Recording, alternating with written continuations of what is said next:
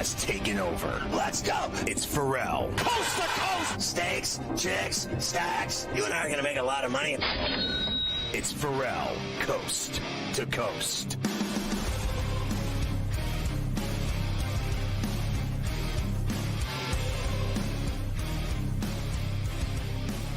You know, as we get into the coup de grace, the final hour of love on a midweek Where Do You Hurt Wednesday, I got to tell you, and I said earlier, this guy I like.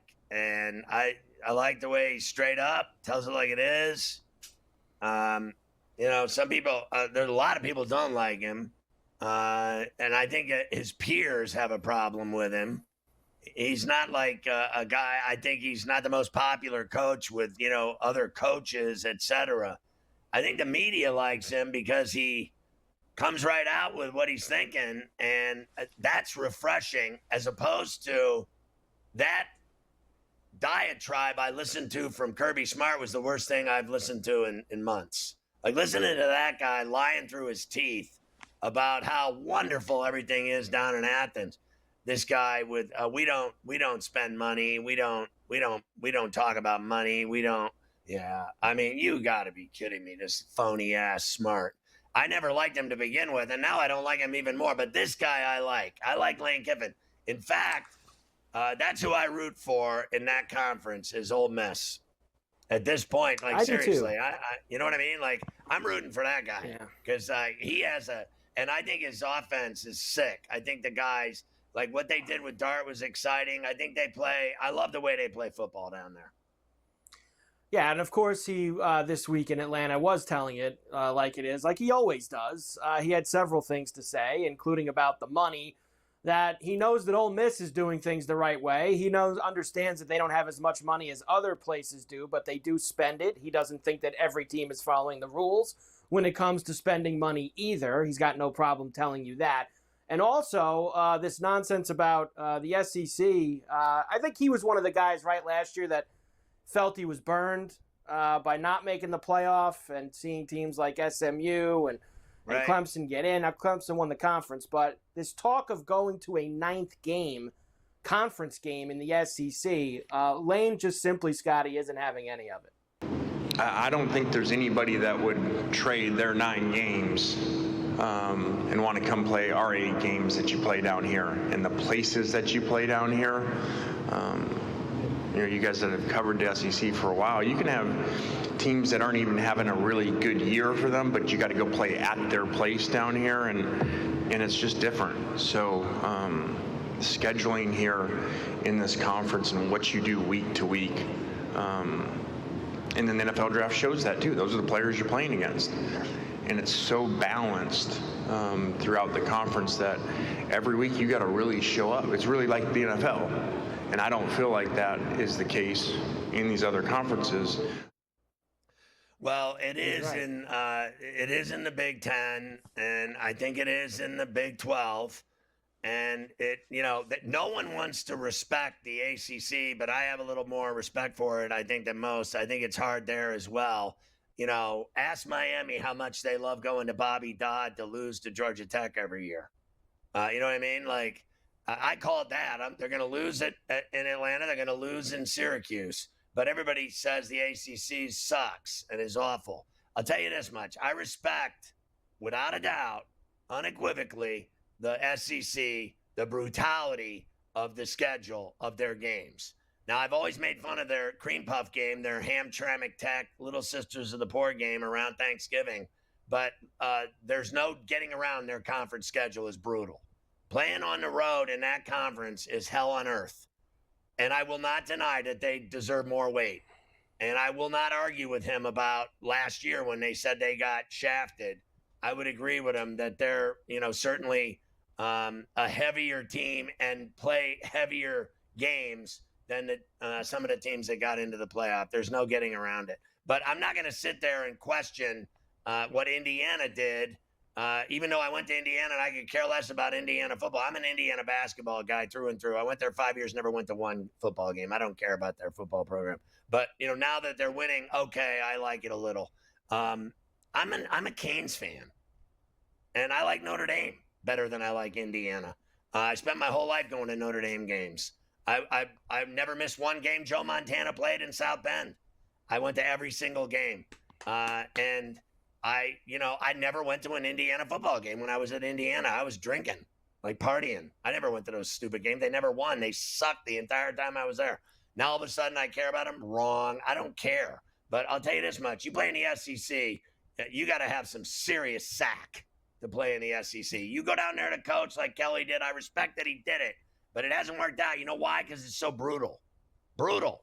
It is brutal. Of course, you were mentioning this the other day. The topic always seems to get to Nick Saban at some point, even though he's not coaching anymore at Alabama. Lane Kiffin seems to always get the brunt of those questions because he worked for Nick Saban for a couple years to get himself back on track and then get himself more coaching jobs. He's actually surprised, Scotty. He doesn't understand. He thought that Nick would already be back in coaching. Here's Lane. I wouldn't be surprised. I kind of always thought that was going to happen. I kind of thought it would happen after 1 year. But, and I say that just because even seeing recent stuff with him and talking to him on the phone, at first I have no knowledge that he's coming back. I don't think anybody does that. He's so sharp still. I almost feel like it's a waste that he's not.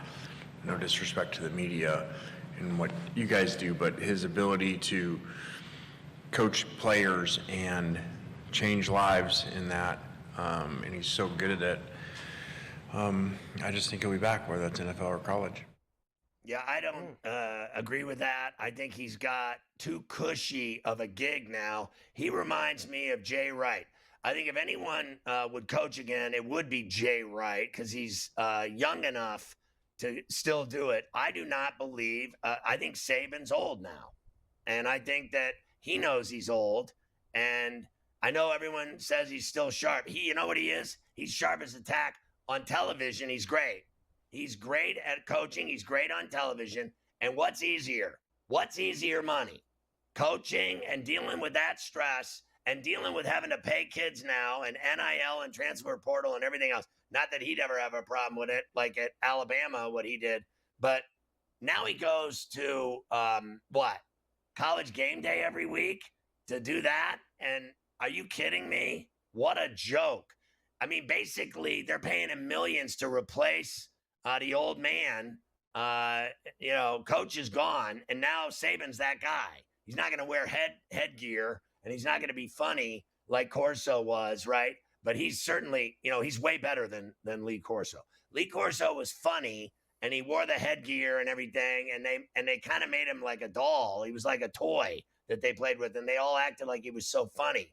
But he is nothing compared to Nick Saban when it comes to talking about college football. I thought the last 10 years of Corso, he was just full of it. Like everything he said was insane. And Nick Saban has always been brilliant when it comes to talking about football. Ole Miss just missed the college football playoff last year. They're plus 210 to make it this year. Their win total's 8.5, 42 to 1 to win the national title, 21 to 1 to win the SEC. They got tough games, man. They played Georgia on the road. They got LSU at home. At home for Florida. A little more manageable than some of the other SEC teams, to be quite honest with you. I think over 8.5 is very doable for them. Very doable. And I like those games that you just said, LSU and Florida at home. Thank you very much. So you play down in Oxford, you got your hands full, and I think they'll do well. And I think that this year they're going to be hungry. Their goal is that playoff, and nothing else will suffice.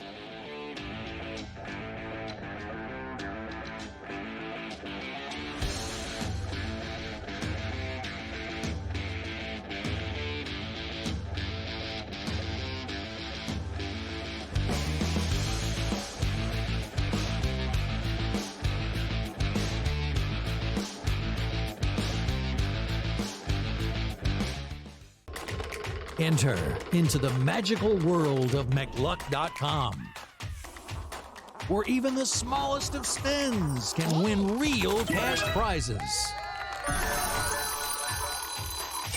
Adventure into over 1,000 of the best Vegas-style slot games. So what are you waiting for? Unlock your free welcome offer today. Join the fun where winners play and players win. They're still trying to throw Dalton Knecht's name in trades, and I don't even know if he's viewed as a positive asset still. And that's a crazy thing. Dalton Knecht, if you look at FanDuel, Dalton Knecht 20-plus points at plus 120. He's giving you no indication that he's that right there. I mean, Kevin, I would be more likely if we knew we were going to get the minutes. Bronny James, 10-plus points at plus 118. Game time decisions. Only on SportsGrid. I mean, Houston beat the snot out of the Dodgers, 18-1. And this is what happens here. Oral Hershiser doing the game for the Dodgers brings up the cheating scandal, going, oh, they must know the science because they're hitting curveballs like they know it's coming. It's like, oh boy, did you really want to go down that rabbit hole again here? I think this is one of those nights where they got destroyed. Yeah, hey, it happens in baseball here. But just found that an interesting comment by Oral Hershiser. Start bringing up the cheating scandal again. Fantasy Sports Today. Only on SportsGrid. You have a head coach in Jim Harbaugh that's proven he will cheat to win. He will win at the biggest stage and doesn't give a damn who cares or finds out, and he'll just move on. That's what I love about a coach. That's the type of coach that I want. Win at all costs. Now, also, at all costs means, like, how are we building this team? Because I actually thought Harbaugh would come in and say, okay, let me just see what the players on the roster is. We'll weed them out after a year, but there's a lot of talent. He built that foundation last year and still made the playoffs. The Early Line. Only on SportsGrid. Of an interesting couple of weeks in California. If you recall, just I think it was 2 weeks ago, language was inserted into a bill that would outlaw or ban sweepstakes casinos and sports betting, which of course we've seen lots of that happen this year. So California is an interesting market because, as you've said, there is no legal online casino. There is no legal online sports betting. Newswire. Only on SportsGrid.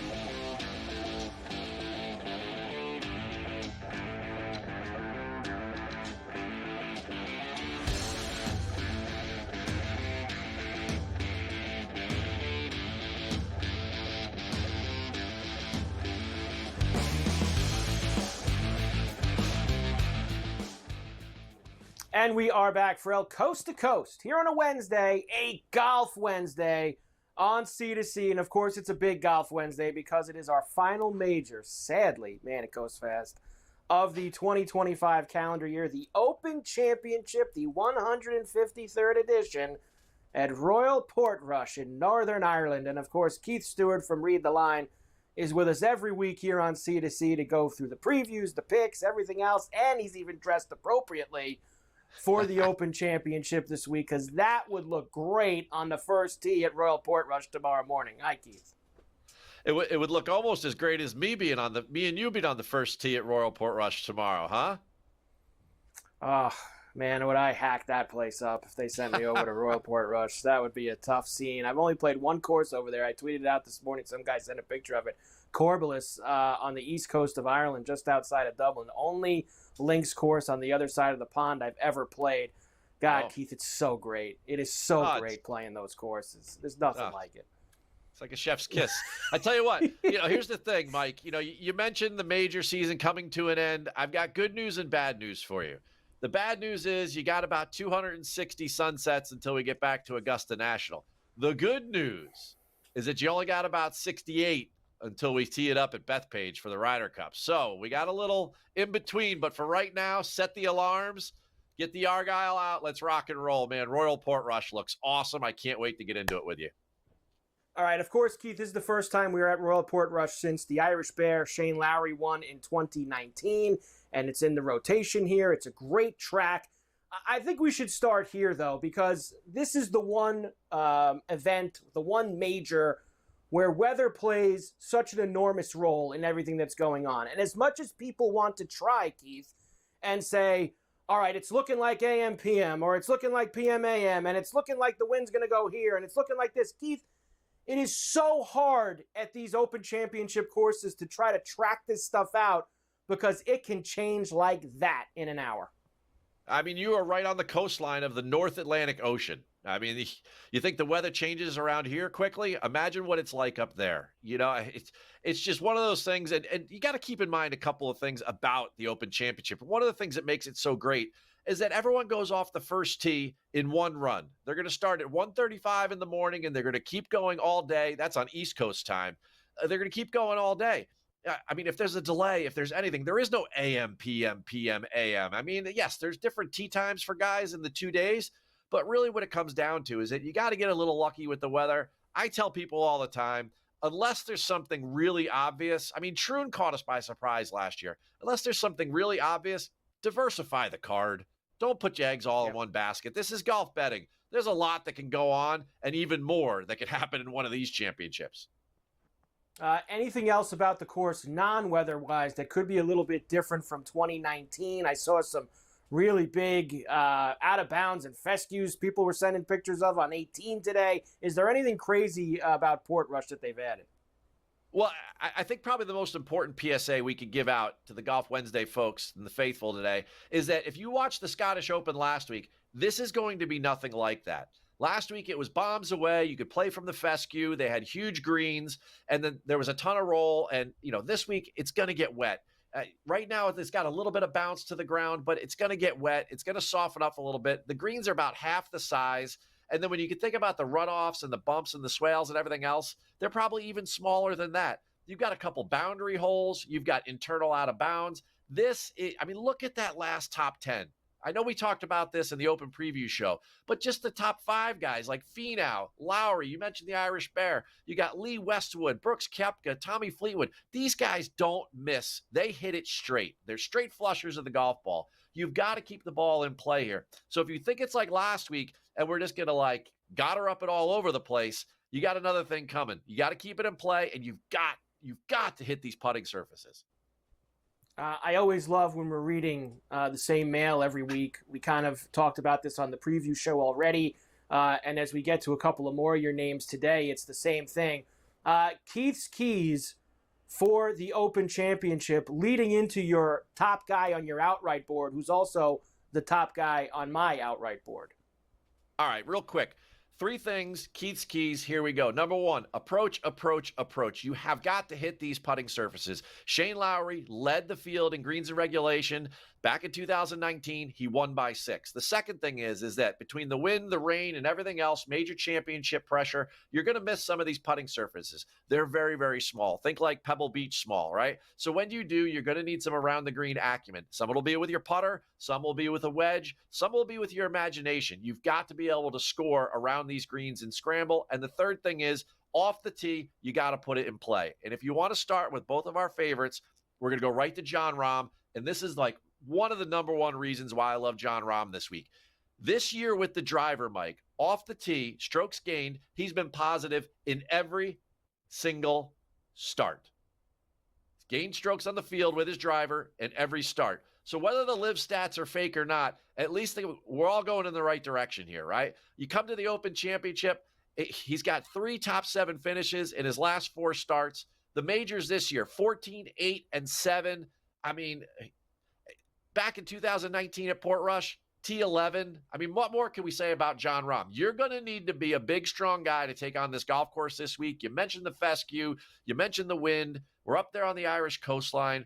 Jon Rahm, for me, fits the mold, and he really looks like he's in great form. He really looks like he's playing well, Mike. And I kind of factor this in, too. He's saying the right things to me, and listening to him, not just this week, which, listen, I like when a guy's like, this is, I feel, the most important major or the most prestigious major. I think this guy is from Europe. He understands the prestige of the Open Championship. He wants to add this major to his portfolio and get himself another step closer. He's kind of had a chip on his shoulder with the live stuff. I think it's a great spot for him. You talked about this on the show.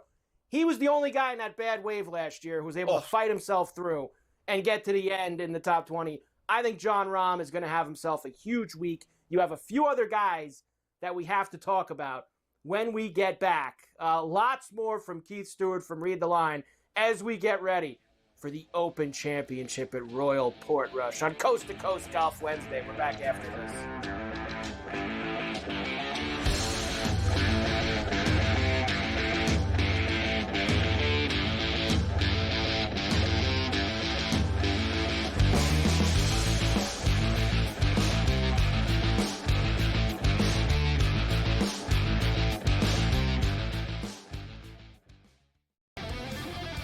last week, Luke Wilson reposted a picture of the Lions practicing, and he goes, "Please tell me this isn't their practice field. Do they practice in a public park?"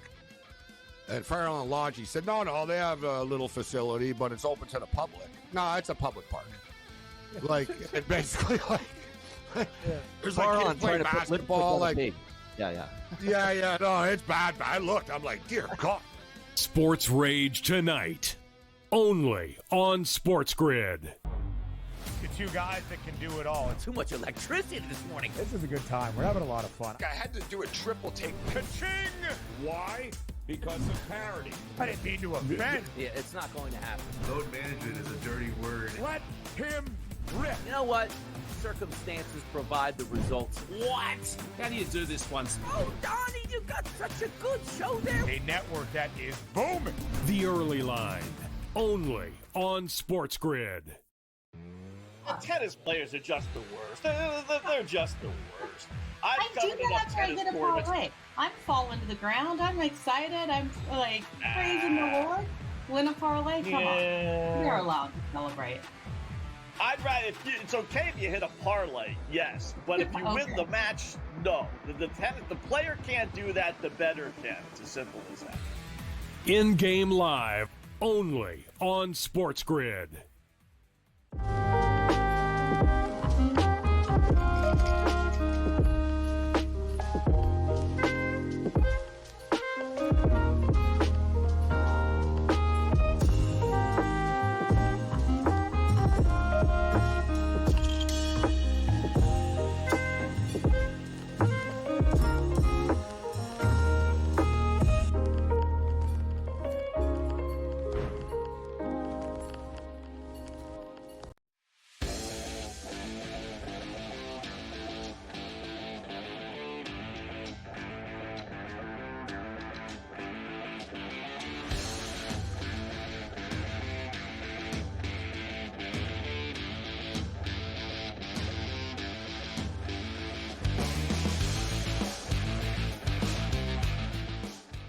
And we're back. Ferrall Coast to Coast on a Wednesday, a Golf Wednesday on C2C as we get ready for the Open Championship at Royal Portrush.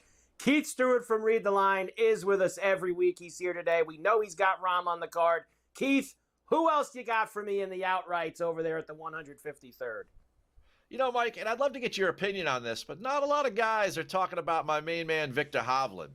Victor Hovland shows up in big events. I know he complains about his game and everything, but, you know, in the Open Championship, you know, yes, he missed the cut last year, but he was in the bad weather wave. Before that, he's got a 12th, a 4th, a 13th. You know, he's figured out how to get the ball in the hole from close range over there in the Open. The majors this year, he's got 3 top 30s. He was 3rd at the U.S. Open. He's number 1 in the field in approach. And I'm yelling about approach in the last segment. You got to go with the number 1 approach player in the field. I mean, for you, he was T11 last week in Scotland. What do you think about Victor Hovland?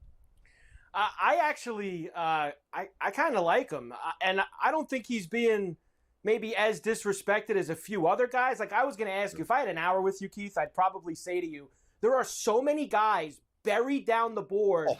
Who's going to be the guy that comes out of nowhere this week? Is it Hideki at 80-1? Is it Cantlay at 60-1? It's guys who are getting no juice whatsoever this week from anybody.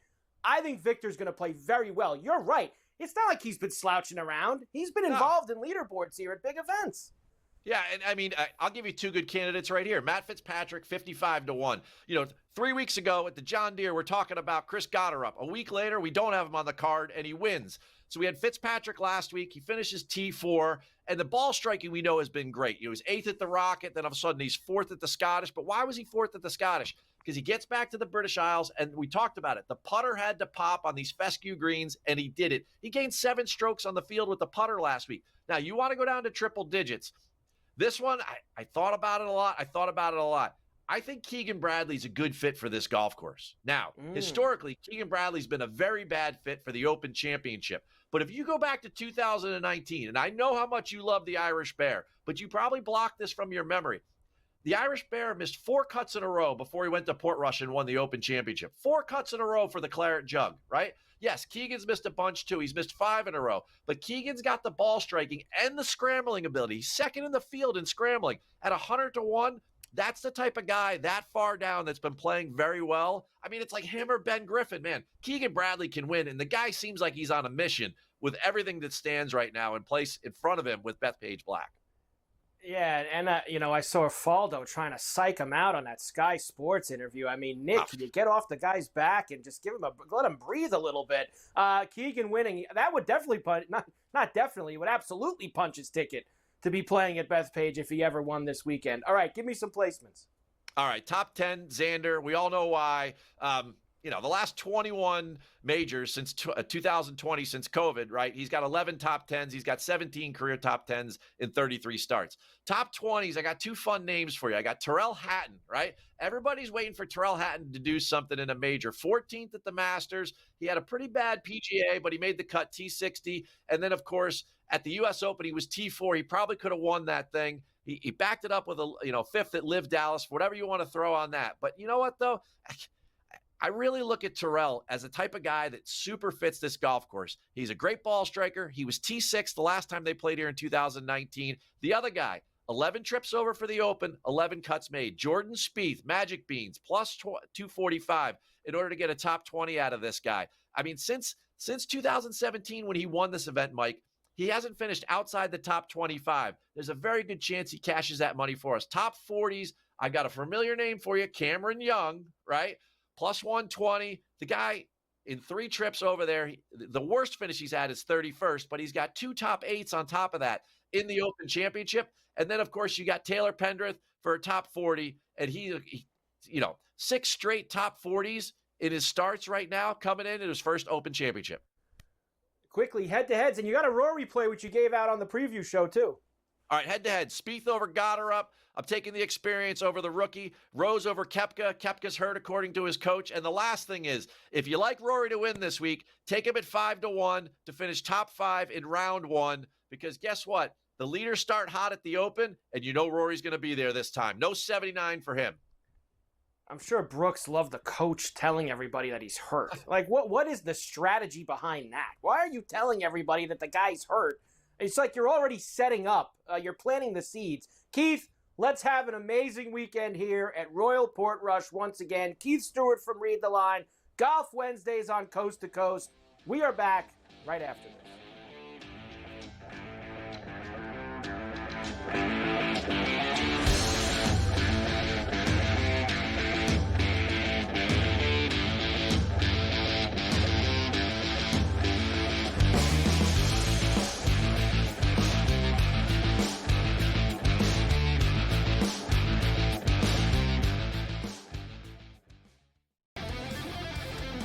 Luke Wilson reposted a picture of the Lions practicing, and he goes, "Please tell me this isn't their practice field. Do they practice in a public park?"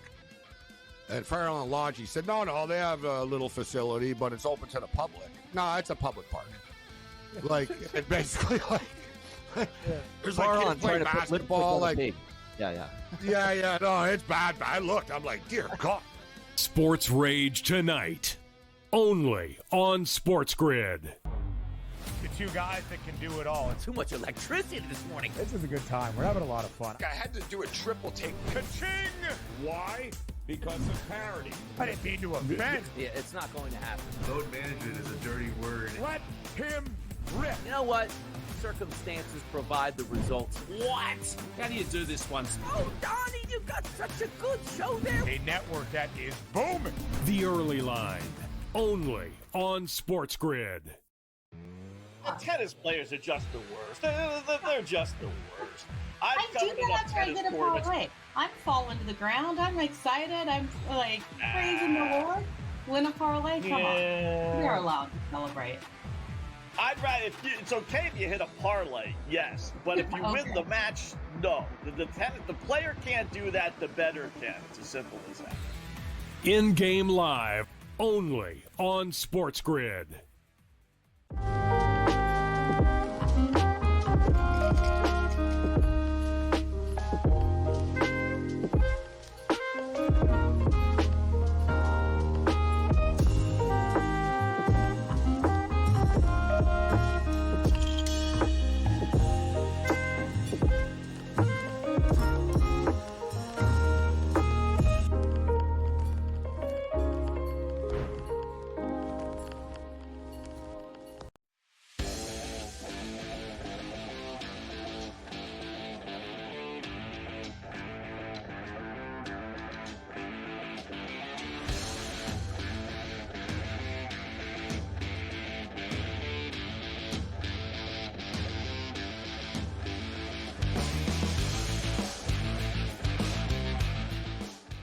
what could be better than a double shot with Stewie? And I'm expecting we'll see him later in the week as well during coverage of the Open here on Coast to Coast as we follow certainly my favorite major.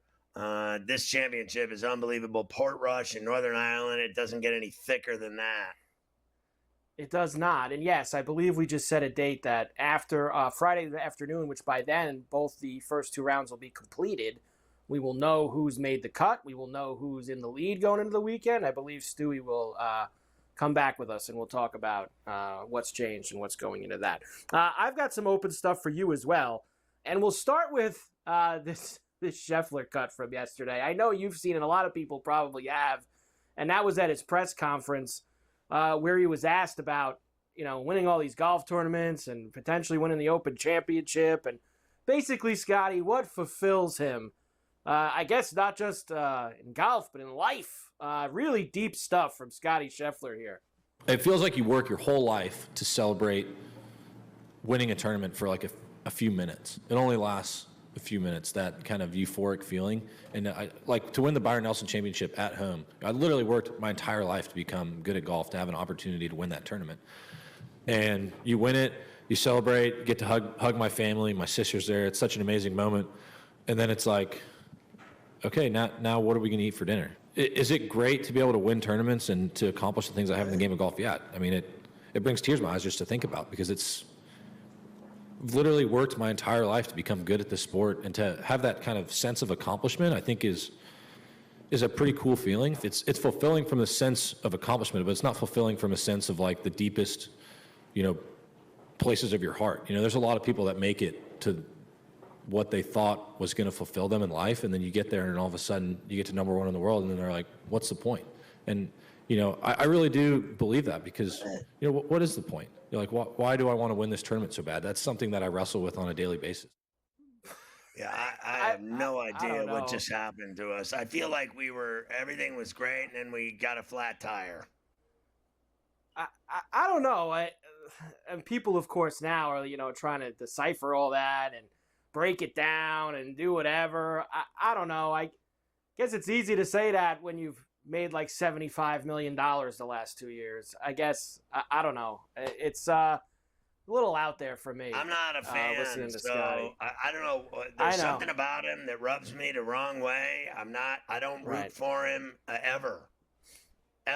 So he's not I'm betting against him, right? Like every week. Yeah. So I think that's what did it to me. And, I get it. I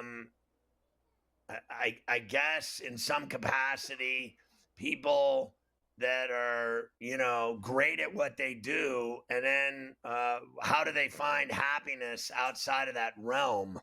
It would make some level of sense to me why he's that way. Maybe he gets off on having, kids or something and a family, something like that. And I don't know. I really don't. I don't have an answer to why he beats the way he does.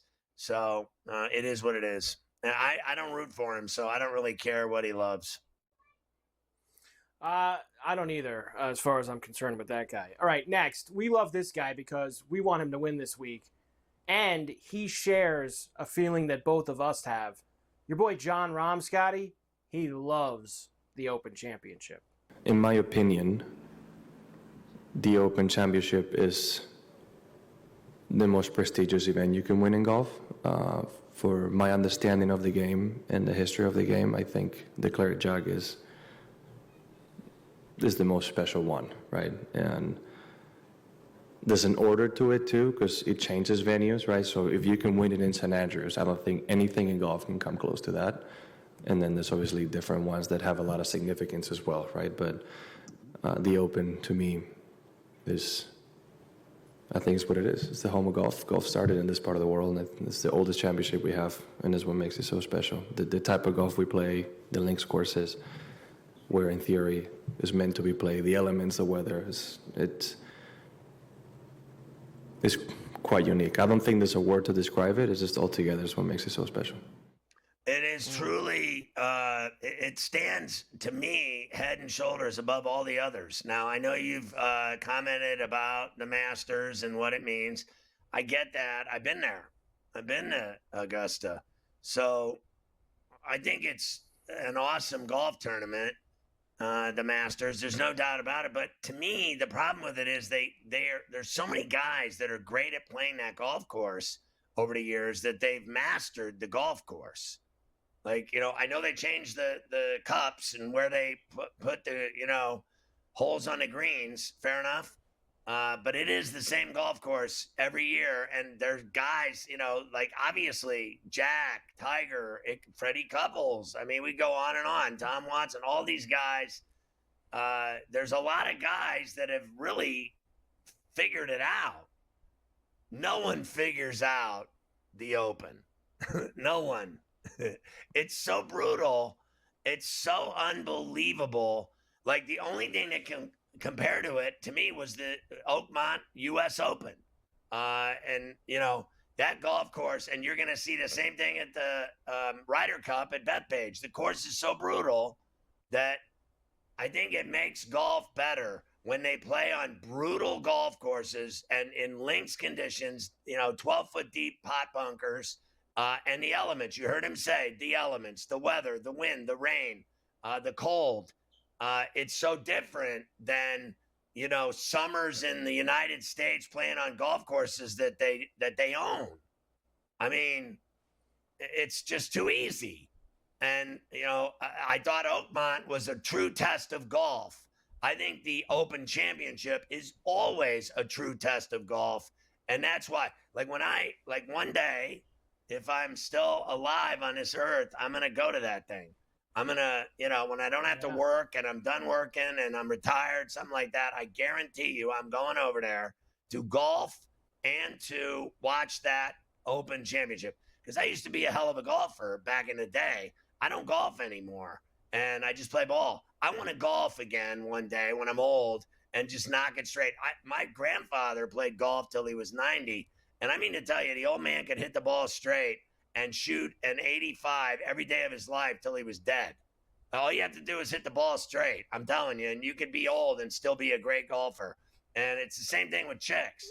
There's people say, there's women golfers now that can, hit the ball straight, and they don't hit it as far as the men, but they score like the men, don't they? Because they hit the ball straight, and they put the ball on the fairway, and then they wedge in, just like great golfers do. You keep it in the short grass, and you wedge in, and you can putt. You can be a great golfer. I want to golf again, and I want to go to the Open. That's the one thing in life I haven't done. I've done everything else 15 times over. Never gone. I've been to 4 Olympic Games. I haven't been to the Open Championship, and it's a massive fail on my part, and I'll be graded for it. Failure. Yeah, one day for me as well. I will get there. Feels like one day. We hopefully. Are you going with? I believe you told us you're going with the Irish Bear, and you are going with who else did you like this week? I believe you had one other that you had mentioned. I like Hatton and the Irish Bear. Hatton and the Irish Bear, which is very good. I have both of those guys on my card as well. A bunch of us have. All the guys from the preview show had Rahm, which is more kind of on the higher end. We think Rahm's going to play very well this week. But yes, the Irish Bear or Hatton would be outstanding if we could somehow get either of those guys across the board here this week. I feel like it's Hatton. Hatton's been knocking on the door at some of these bigger events. I feel like he's getting there. Yeah, I'm a big fan of Euro golfers in this tournament. Yep. I know Americans have done well. I get it. That's fine.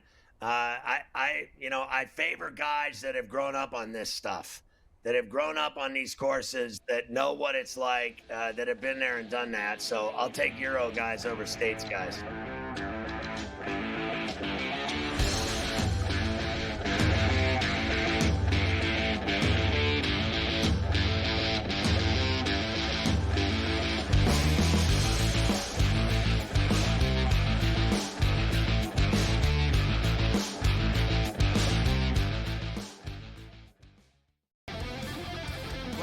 Luke Wilson there reposted a picture of the Lions practicing, and he goes, "Please tell me this isn't their practice field. Do they practice in a public park?" And Ferrall and Lodge said, "No, they have a little facility, but it's open to the public." No, it's a public park. Like, it basically, like, there's like kids playing basketball, like, Yeah, no, it's bad. I looked, I'm like, dear God. Sports Rage tonight, only on SportsGrid. The two guys that can do it all. Too much electricity this morning. This is a good time. We're having a lot of fun. I had to do a triple take. Ka-ching! Why? Because of parity. I didn't mean to offend. Yeah, it's not going to happen. Load management is a dirty word. Let him rip. You know what?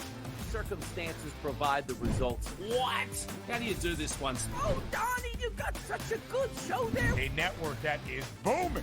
The Early Line, only on SportsGrid. The tennis players are just the worst. They're just the worst. I do that after I get a parlay. I'm falling to the ground. I'm excited. I'm like praising the Lord.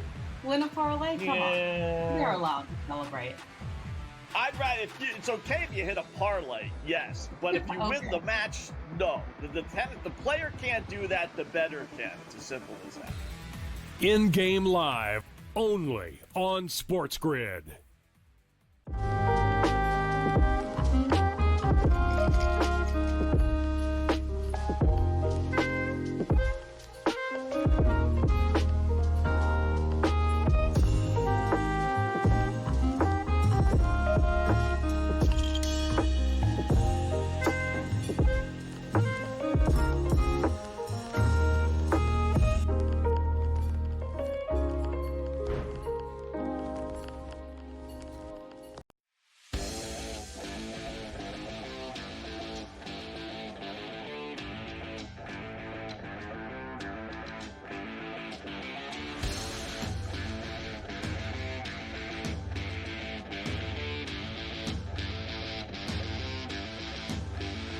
So the Kings beat the Cavs 94-86. Right now, Suns are up 33-25 on the T-Wolves, 4:44 left in the second, and the Bulls are up 16-11, make it 18-14 now on Milwaukee. 3:52 left in the first in Vegas. Everything else is at night. The next game up is 7:30 Magic Nets. Yeah, and we'll get to that in a moment. Of course, the T-Wolves are playing now. Yesterday, they beat the Pistons. Terrence Shannon Jr., 24 points and 5 boards as he was going off for the T-Wolves in that game. Good game for him. Going off in every game. Knicks going off in every game. I'm sure he's going off again today out there in Vegas. Knicks finally won a game out there. They beat the Nets. Tyler Kolek, 25, 4 dimes, 4 steals. Good game for Kolek. Out there. OKC beat Orlando. About time. OKC beat Orlando by 17. The Raptors beat Denver by 4. Jacoby Walter, 26 points, 4 boards, 7 steals for the Raptors. Getting 9.5. We're getting 9.5 points, and they covered. A lot of points. We didn't think that VJ Edgecombe would get back out there for the Sixers in Summer League. Well, he did. In a big way, too. 15 points, 6 boards, 4 dimes, 3 steals. He looked all right to me as the Sixers beat the Wizards 74-58. He looks good, man. I know he's only played a couple games, but he looks like he can fill it up. Like, I don't even remember him ever playing like this at Baylor. I got to be honest with you. Yeah, he's ready to rock. Warriors beat the Grizz 96-84. Portland beat the Pelicans 93-87. The Big Tariff, 15 points and 3 boards. I had no idea, Scotty. Your boy had range from downtown. He hit 3 threes. He can shoot. The Big Tariff can shoot. How about this? His threes are all splash, too. He's not like getting lucky and hitting it off the backboard. He's splashing them all net from 3. He's got touch outside. He's a lot like Joker. I'm telling you, it's going to be fun watching the Big Tariff. Derek Queen, by the way, for the Pelicans, 17 points and 10 boards. He's had some big games for New Orleans so far out in Vegas, too. He could ball. This David Jones-Garcia of the Spurs, I got a couple of things on him, actually. Listen to these numbers so far in the Summer League. 18-7-1, 25-3-3, 25-6-5, 24-5-3, 21-5-5, 28-6-4. Now, those were some Utah games, too, but this guy's been filling it up at the Summer League, trying to win that MVP, I guess, out there. I mean, to me, it's Filipowski or this kid. Yeah, he's been unbelievable so far. Now, tonight's games. We already have two that started because they started here in this 5 o'clock hour, and you mentioned Suns, T-Wolves, and the Bulls and the Bucks. The other game that I'll give you on this board, Orlando and the Nets. Nets minus 1.5. That game is just after 7:30 East at the Cox Pavilion. You'll get Orlando and Brooklyn. I mean, I watched them last night. They looked awful. Now all of a sudden I'm supposed to bet on them? And they're both 0-3. I don't trust them. And all this, everyone loves Jordy. Jordy's not coaching them. I'll take the Magic. The Magic. The late night games, or the later in the night games, I guess you could say, at least on the East Coast. The Mavs and the Sixers will be just after 8 o'clock East. Philly minus 5.5. Pelicans and the Thunder just after 9:30 East. Big 10 spot. Actually, I got it down to 8.5 now for OKC. And the Wizards and the Jazz will play the late night game. Yeah, Utah minus 2.5 now in that one. Yeah, I like the Jazz to finally win a game. I think Filipowski's been incredible. They've worked their ass off. They lost that game last second, Jay, by minutes in overtime to lose to the Spurs. I really like the Jazz on that board right there. The second play I would like would be the Thunder. They've been the best team in the Summer League as far as I'm concerned. And so they win the NBA championship, and then they send all their hacks to Vegas, and they're kicking ass and taking names.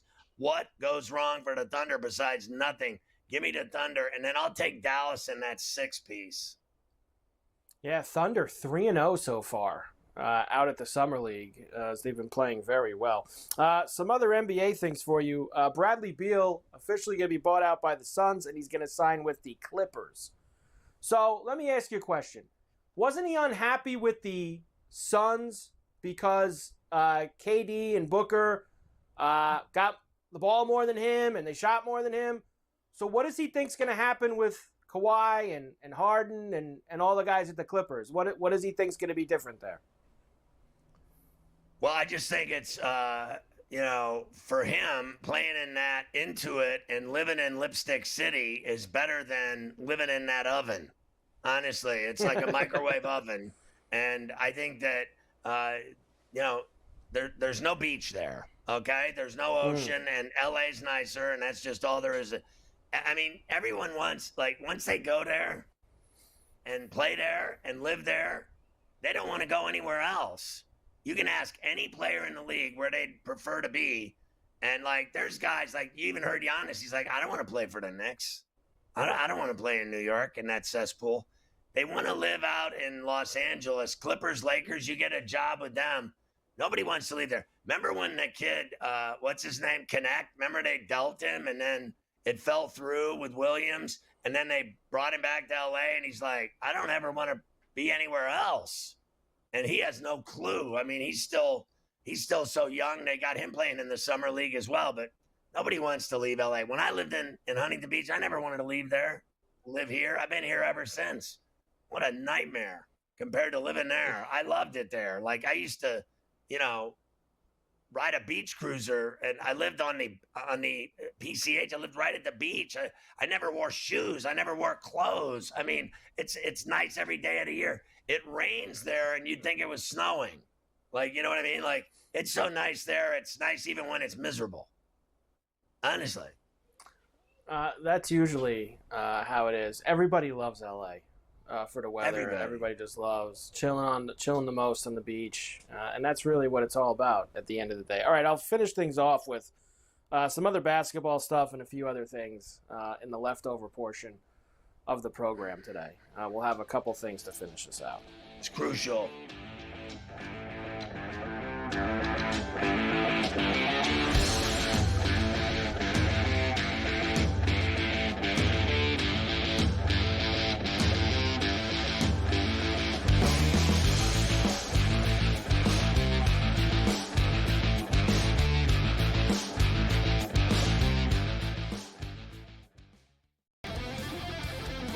Luke Wilson reposted a picture of the Lions practicing, and he goes, please tell me this isn't their practice field. Do they practice in a public park? And Ferrall and Lodge said, no, they have a little facility, but it's open to the public. No, it's a public park. And basically, There's like kids play basketball, like yeah. Yeah, no, it's bad. I looked, I'm like, dear God. Sports Rage tonight, only on SportsGrid. The two guys that can do it all. Too much electricity this morning. This is a good time. We're having a lot of fun. I had to do a triple take. Ka-ching! Why? Because of parity. I didn't mean to offend. Yeah, it's not going to happen. Load management is a dirty word. Let him rip. You know what? Circumstances provide the results. What? How do you do this once? Oh, Donnie, you've got such a good show there. A network that is booming. The Early Line, only on SportsGrid. The tennis players are just the worst. They're just the worst. I do that after I get a parlay. I'm falling to the ground. I'm excited. I'm like praising the Lord. Win a parlay. Come on. They're allowed to celebrate. I'd rather. It's okay if you hit a parlay, yes, but if you win the match, no. The player can't do that. The bettor can. It's as simple as that. In-game live, only on SportsGrid.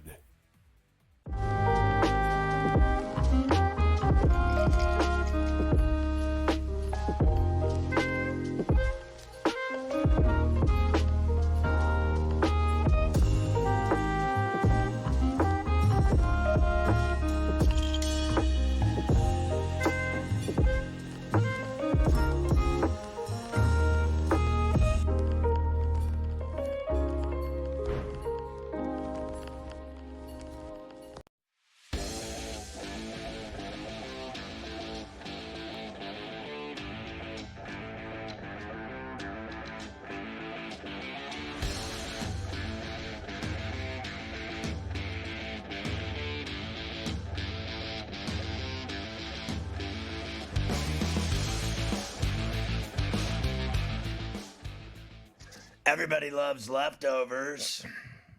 Everybody does love leftovers. Why don't we start with our old friend Zion Williamson. The Pelicans are going to fully guarantee Zion's salary for this coming season at $39.4 million. But the remaining two seasons, 42.2 and 44.9, will remain non-guaranteed unless Zion actually starts playing some games. He's got to reach some games played criteria in his contract in order to get those years fully guaranteed. So I bet you that'll get him on the court with all that guaranteed money potentially going away. Who are we supposed to believe? Is it the player or the team? Because they don't play him, and like they sit his ass down left and right, and he has come right out with it and said they're the ones benching me. It's not the other way around. He said I want to play every night. So if that's the case, you're right. And maybe that's why they went and guaranteed this year, because they were the reason he didn't make it, you could say, this past season. There must have been a discussion between them that I'm going to play now. Can I actually play back-to-back nights and do those things? He's made a lot of money, and you can say whatever you want about him. I know this. When he does play, he's unstoppable. He gets whatever he wants. I mean, my man eats. In the paint, he is a problem. That's all I know is he eats. My man stuffs the ball in the basket in your face. He's poster city. This guy goes into the 10 and finishes like no other. And you can say whatever you want about him, but when he does play, he's a problem.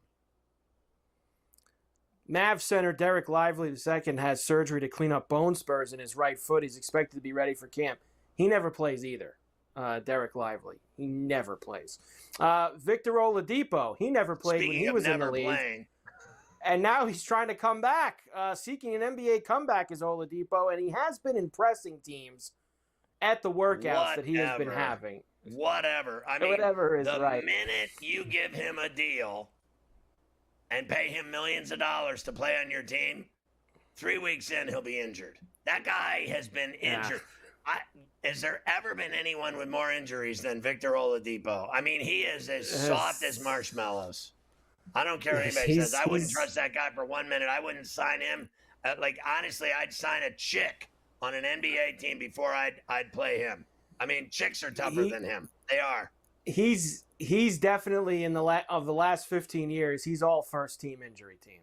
He's on the first team. over the last 15 years, the all-injury team. I'm getting sick of this stuff, too. Like, Belichick and Kraft barking at each other over the, back and forth through social media. I guess Kraft went on some show and said, maybe it was with Gronk, I think. You think he went on Gronk's show and said it was. He took a chance on Bill, and then Bill basically fired back with, I'm the one who took the chance. Your franchise was in the gutter when I came and saved it.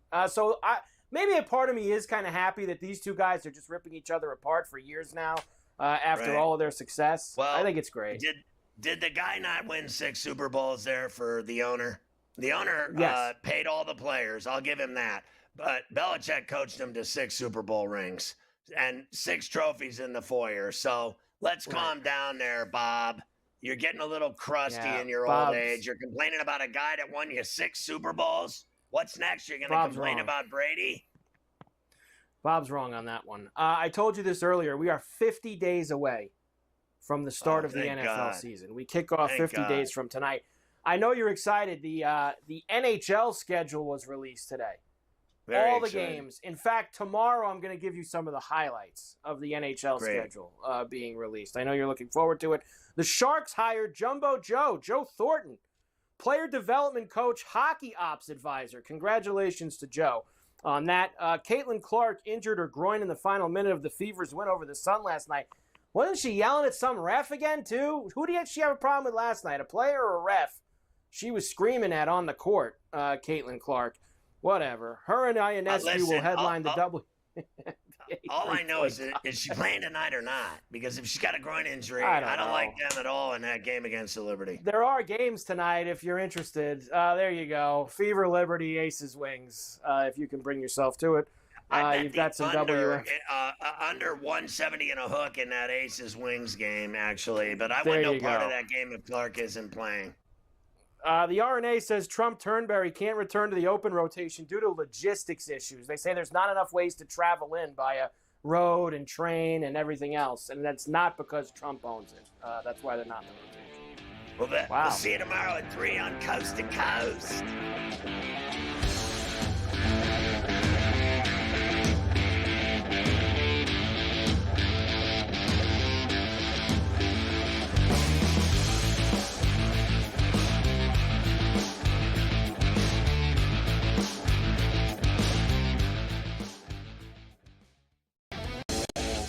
I showed you the Heisman odds a week or two ago, and they had Garrett Nussmeier as the second favorite behind Manning.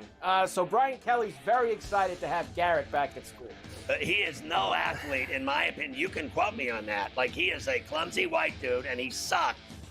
I'm being nice now. Now all of a sudden you're talking about him being great? Oh, slow down there, Coach. Ferrall Coast to Coast, only on SportsGrid. Do you think that there's a possibility that we could be looking at DeBoer wondering if he's the long-term answer at coach for the Tide? I'm starting to feel like Alabama, I can't believe I'm saying this, Craig, is a sleeper. 4th easiest schedule in the SEC this year. Ryan Williams is back.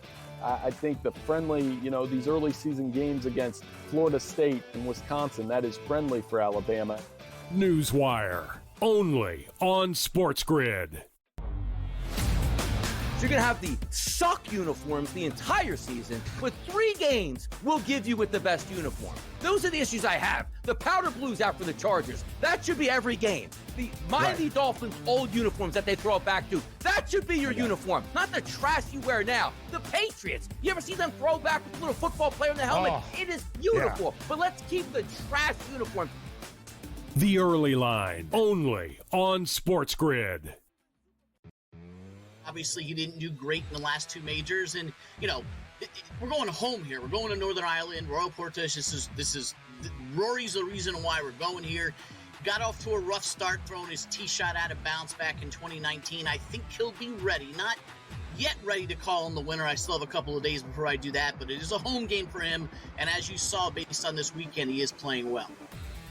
In-game live, only on SportsGrid.